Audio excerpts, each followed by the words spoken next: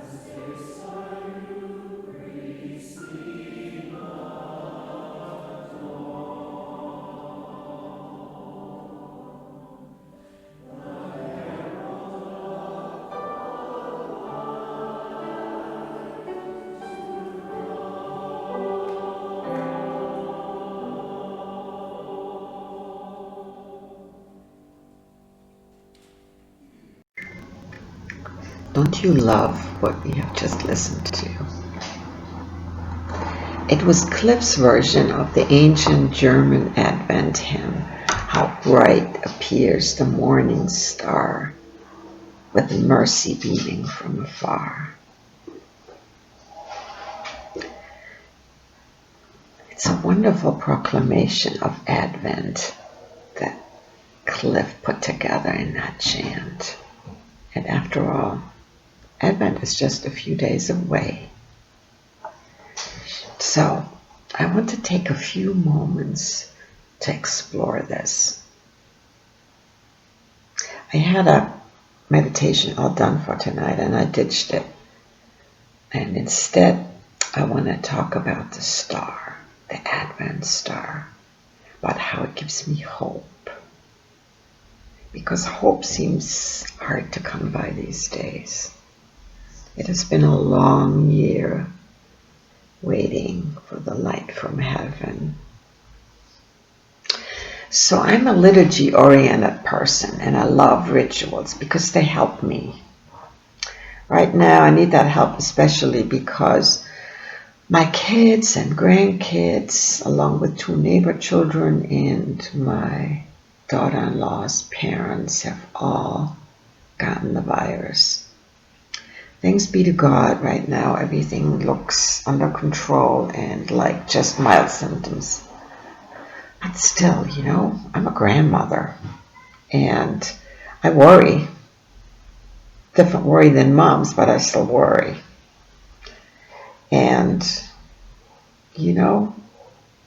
one moment I can trust God and then the next moment I'm just losing my mind worrying again.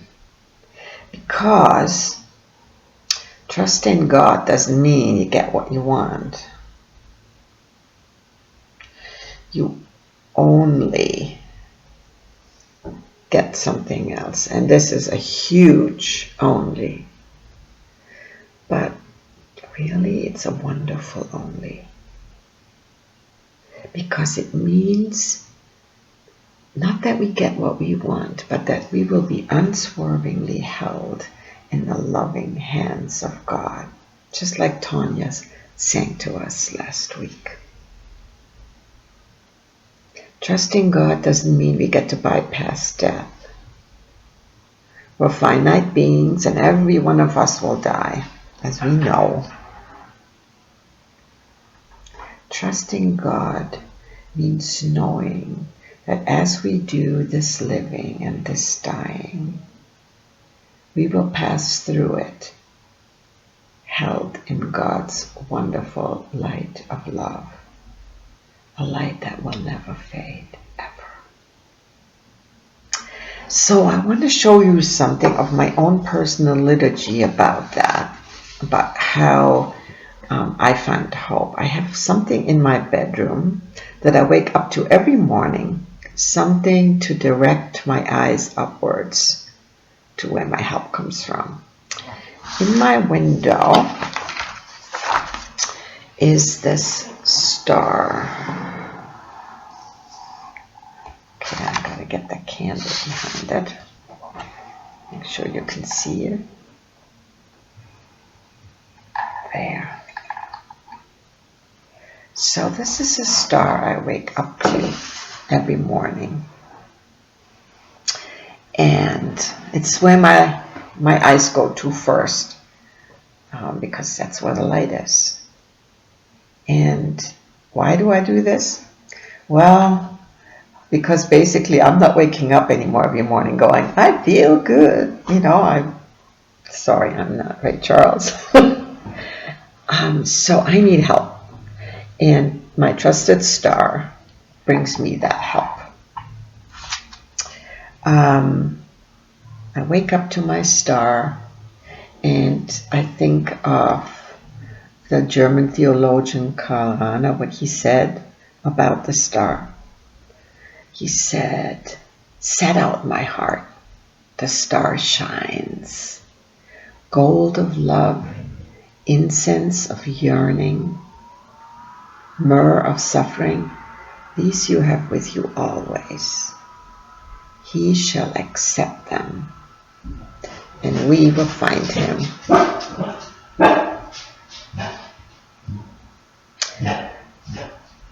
Recently, that's not where my mind has gone to when I look at the star. I still love that quote, but I don't have the energy right now in the morning to set out much for anything. I feel mostly spent and tired, like most of you, most of the whole world right now. It's how we feel. It's been a long time. You know how that feels when your car runs out of gas in the middle of the intersection, no less? This sort of compassion fatigue scares me because I need spiritual fuel for my work and my ministry. So I have my star. And even though it's not the setting out of my heart that I go to anymore, I still have my star. And now I think of Christ, the morning star that knows no setting, that we sing in the Exalted. I heard my dog sing a minute ago. But we hear it sung by beautiful voices. I can think of all the voices, your lovely voices, that I have heard the Exalted sung by. I've heard it from Richard Moore and Janet Perkins, our oldest wonderful soloist. And then I've heard it sung by John Rue, and lately by our youngest, Serene, who has ventured out into that fairly complex chants with just youthful elegance. And of course our Carla, who sings it with her humble brilliance.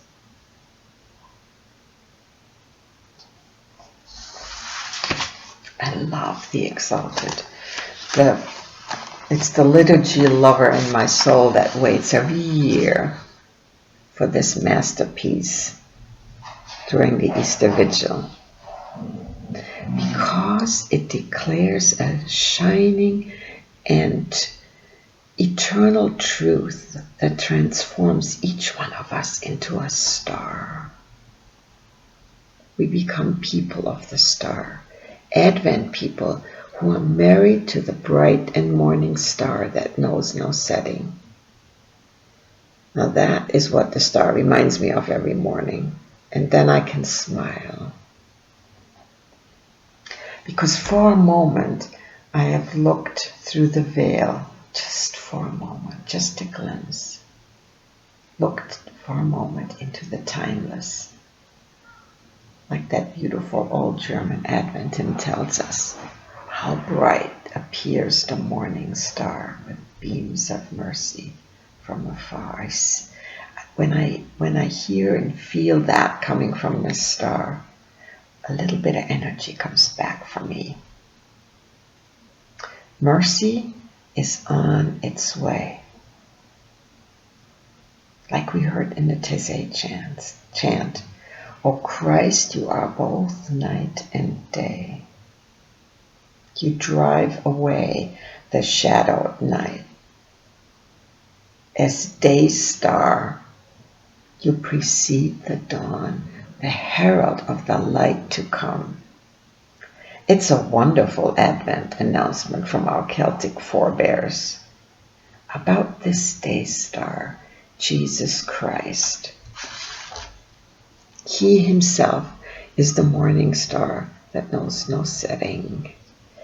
He empties himself of the privileges of the Godhead to take on our humanity with all its limitations. He comes born to an unwed teenage mother, has his first bet in a smelly cattle trough. He's a refugee child from the beginning, overshadowed by a dark cloud of death. From his first breath, he's chased by the most virulent virus there is, sin. Just a few days and that young family has to flee, and they just get out in time. But a few days later, the virus descends on that little town of Bethlehem with a brutal onslaught, killing all the baby boys under 2. That star has a dramatic story.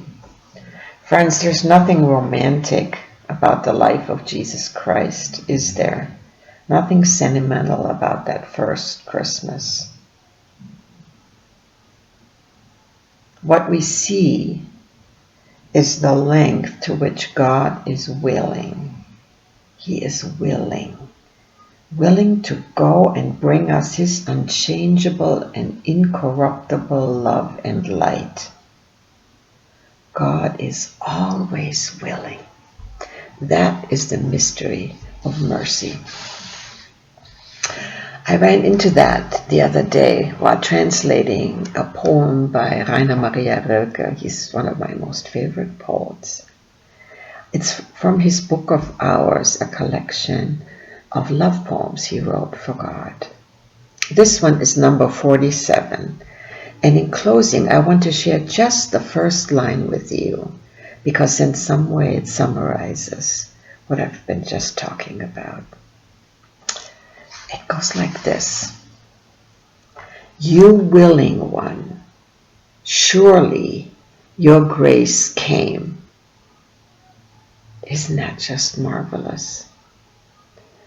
So simple and yet so totally beyond us. You willing one. You willing one. That is our God who sends the bright and morning star that knows no setting. He is the willing one, emptying himself and pouring out his grace as light unspeakable and full of glory, as the scripture tells us. I need that light, and not just in these days. Do you? Emmanuel, the love bringer, is on his way. How will he show up in your story? Look for it. And listen for the sounds of Advent. Amen.